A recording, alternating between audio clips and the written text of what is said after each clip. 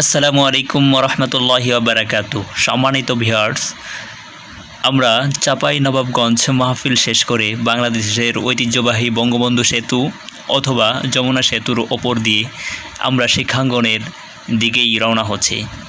আমরা দেখতে পাচ্ছি সেতুর পাশের নদীর ওপরে কুয়াশায় আচ্ছন্ন পিলারগুলো টিম করে লাইটগুলো জ্বলছে।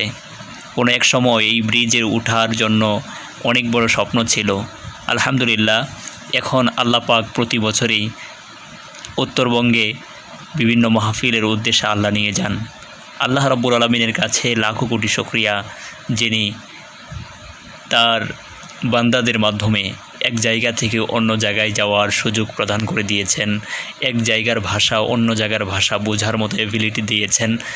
এজন্য আমাদেরকে যারা ভালোবাসেন, মহাব্বত করেন, তাদেরকে সবাইকে আমার আন্তরিক অভিনন্দন জানাচ্ছি, সালাম জানাচ্ছি। আল্লাহ পাক যেন আপনাদেরকে এবং আমাদেরকে ইসলামের জন্য কবুল করেন। আপনারা দেখতে পাচ্ছেন সুন্দর একটা জায়গা। এই জায়গাটা আমার খুবই প্রিয় ছিল যে কোন সময় এই ব্রিজের উপর দিয়ে যাব।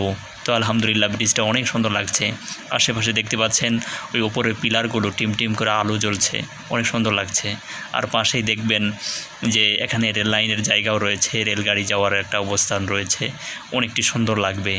যাদের যাওয়ার এবিলিটি আছে, যাওয়ার সুযোগ আছে, আপনারা গিয়ে দেখবেন।